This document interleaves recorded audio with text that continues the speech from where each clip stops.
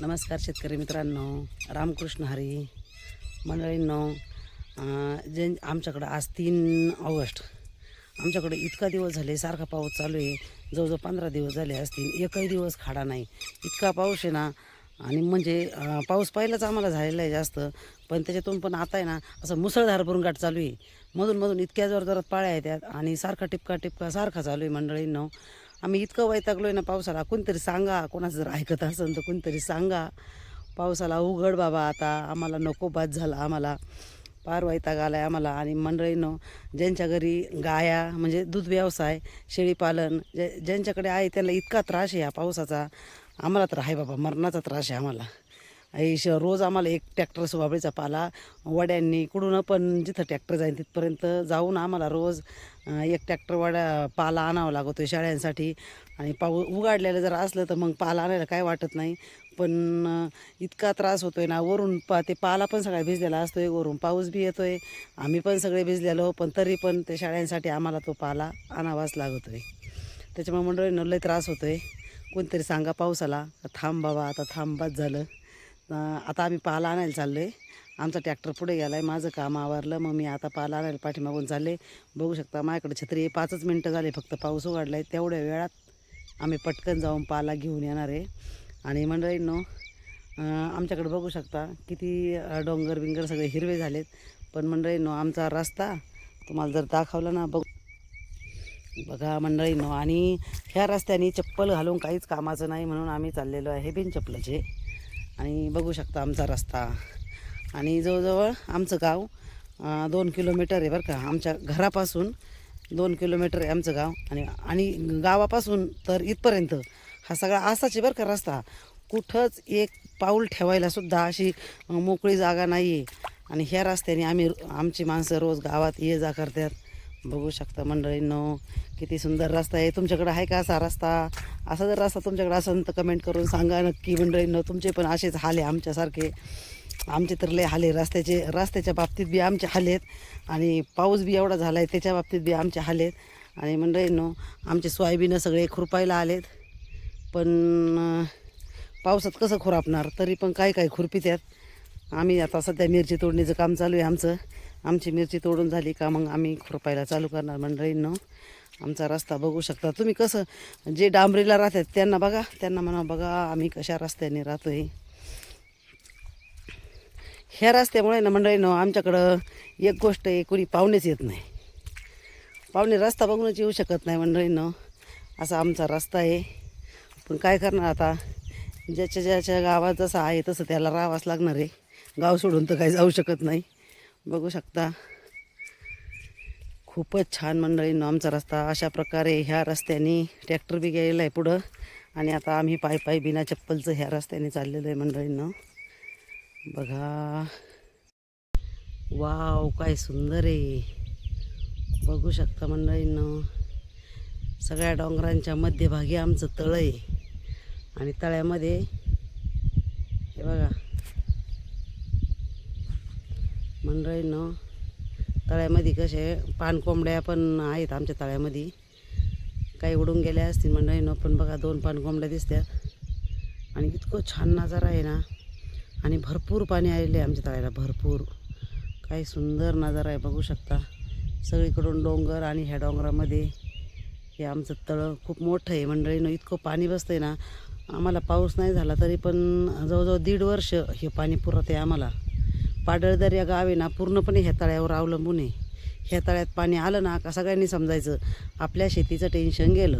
आणि गावच्या पाण्याचं पण, आमच्या गावाला 24 तास पाणी असतं आहे. त्याच्यामुळे आमच्या गावातले सगळे माणसं ह्या तळ्याला पाणी आलं का समाधानी होतात. बघू शकता मंडळींनो, मी उभी राहिले. हे आमचं बोसाहेबाचं मंदिर आहे, जागृत देवस्थान आहे. आम्हाला काही टेन्शन नसते. म्हणजे आम्ही का असं श्रद्धा असते ना, एकेकाची मंदिराची देवाची श्रद्धा असते एखाद्याच्या. आम्ही पुढं निघलो की बोसाहेबांना हात जोडायचे, देवा काही संकट येऊन देऊ नको. आणि बघू शकता इकडं वरती पण एक मंदिर आहे दिसलं. बघू शकता हे एक मंदिर आहे. हे दर्याबाई वडगाव दर्या इथलं मंदिर आहे. हे त्यांचं पण ते पण बोसाहेबाचंच मंदिर आहे. त्यांचं वरती आणि आमचं खाली आहे. पहिलं हे मंदिर आमचं खाली तळ्यात होतं, पण तळं झाल्याच्या नंतर तिथं मंदिर आतमध्ये पाण्यात होतं, त्याच्यामुळे आमच्या लोकांनी त्यांना इकडं ट्रान्सफर केलं, इकडं स्थापना केली देवाची. बघू शकता मंडळींनो आमच्या गावचा नजारा. बघते मी तुम्हाला मोर दाखवण्याचा प्रयत्न करते. चला, ट्रॅक्टरजवळ आली मंडळींनो मी आता. पण बघू शकता आमच्या तळ्याचा लय मोठा पसारा आहे बरं का.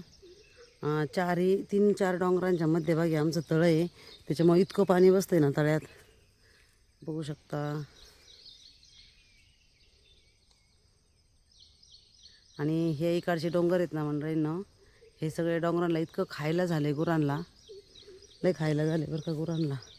आलो आपण ट्रॅक्टरजवळ.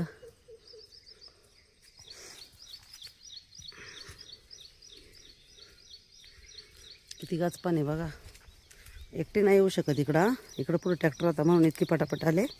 एकटी नाही येऊ शकत. वाघाची लय भीती वाटते आमच्याकडं. आणि जर मला असा अचानक वाघ भेटला तर माझं काय होईल हे तुम्हालाही सांगू शकत नाही, मला मी पण सांगू शकत नाही. बघा इथं आमची सुबाबळ तोडण्याचं काम चालू आहे.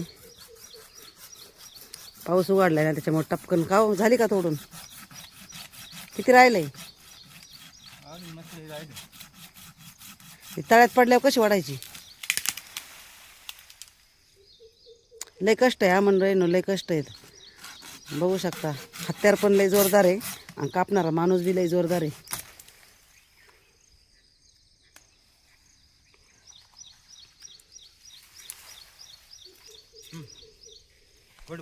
वडायचं काय?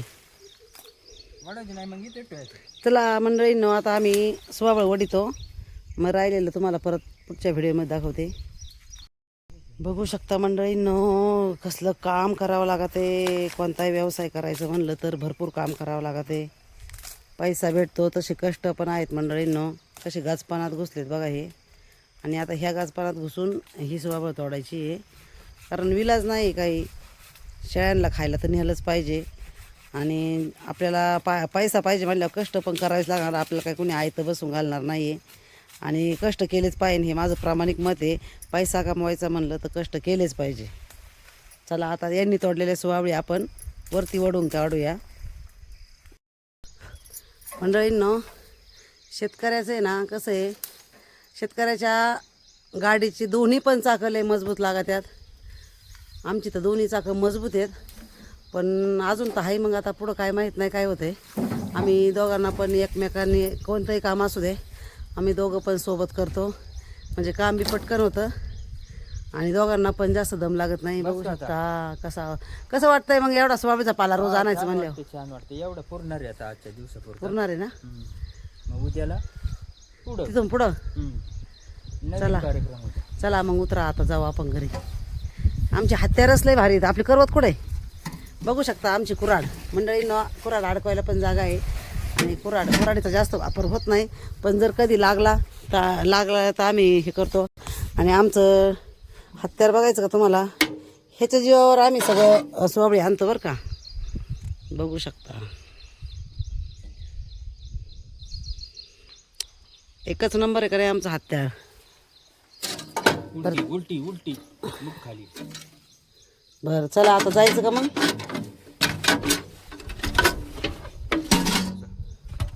कुठं बसा आम्ही आता? माग बसा, पुढं बसा. पुढं बसल्यावर नाही. चला मंडळीनो अशा पद्धतीनं आम्ही पूर्ण ट्रॅक्टरवरून पाला घेऊन चाललोय. आणि आता आम्हाला मिरच्या तोडायच्या आहेत ना, नाही का?